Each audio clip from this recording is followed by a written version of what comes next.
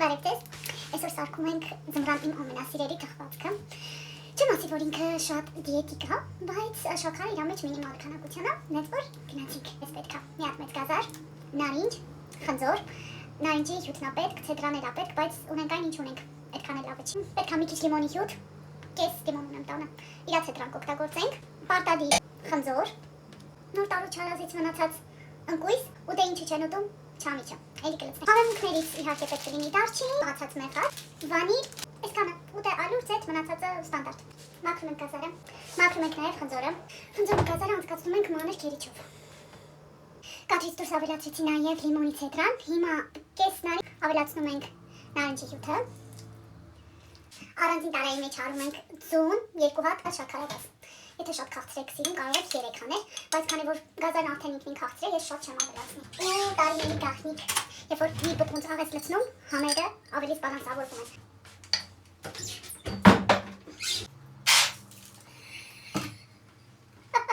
Ուղղակի պետք չէր ամենաուժ տակնացնել։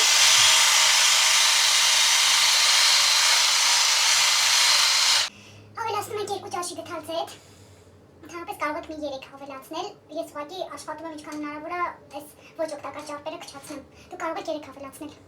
այս հարած ձուն ու շաքարավազ ավելացնում ենք գազարին ու լավ խառնում, ձուն շատ չեմ հարել, 2 ձևով էլ փորձել եմ, իրականում արդյունքը նույնն է, ուղղակի այնպես հարեք, որ ձուն ու շաքարավազը հարվեն, ինքան ամիշ գալիս չեք պատկերացնի, առանձին ամայի մեջ էլ խառնել էի ալյուրը 200 գրամ, մի թեյի գթալ դարչին ու կես թեյի գթալ աղացած մեխակ ու մի քիչ էլ վանիլին։ Հիմա այս զանգվածը կամաց ավելացնում ենք մեր գազարով զանգվածին ու էլ խառնում, որ համասեր զանգված ստացվի։ Այս ընթացքում արդեն վառարանը միացրել եմ, որ տաքանա, եկել թխվող ֆորման, պատել եմ կարակով ու ալյուրով, որ ապահովության համար ուղղակի տակը չկպնի։ Ամենաանենք ցույց տա։ Չամիչն ու մանրացված ընկույզը։ Չգիտեմ, ոնց որ նոր տարուց հետո այս մի հատ էլ նոր տարվա շունչբերի այս ցիտրուսի ու ընդ շնորհիվ լավ խառնում ենք։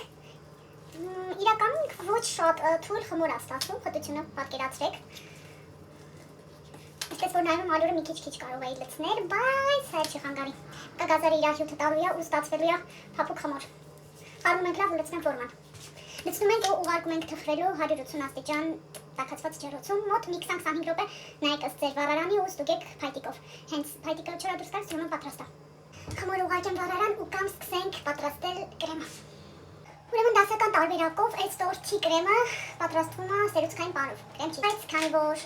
իմ համար մեկ նպատակ է հիմա ավելի պարզեցնել ու ավելի կալորիաներ իջեցնել այս իմ սիրելի տորթի, ես պատրաստել եմ թթվասերով, միլկինն եմ վերցնում շոտ համովա, ճիշտ է ինքը ցածր յուղանությամբ չի, բայց ճարպեր նույնպես մեզ պետք են։ Ու այյուղ կատնաշոր եմ վերցրել անիի, այս երկուսը լավ կբլենդեմ, որ գնդիկներ չմնա, քաղցրության համար էլ կավելացնեմ մի քիչ խտացրած կաթ։ Վերջ կրեմը պատրաստեմ, ուղարկում եմ սառնարան ստաբիլիզանա։ Թթվասեր, կատնաշոր եւ հացվածած կաթ, մի քիչ վանիլի։ Տադամ։ Անմահական մոտ է գալիս։ Ոսերս գնում եմ։ Տնենք մի քիչ սարի, որ կրեմը լցնենք վրան ու երեկոյան ուտենք համով թեյով։ Բիսկվիտը արդեն գորացել է, ճիշտ է լրիվ չի սառել, կարայի թողնել լրիվ սառել, բայց ինչի որ ես նույնիսկ ոչինչ, կրեմը լցնում եմ վրան, դնեմ սառնարան, մնա մի քանի ժամ։ Քանի որ այդքան էլ չէր սառել, բիսկվիտը լցրեցի վրան, քաշեց։ Ավելի սոճնի է լինելու, ավելի համով է լինելու։ Երեկոն եկավ, տորթը սառել է, զարդարում ենք ոնց ուզում եք, ես հենց նույն տորթի փշուրներով եմ զարդարել ու մեջտեղը ընկույզ եմ արել, թեյը ու տորթը, գնում ենք վայելելու։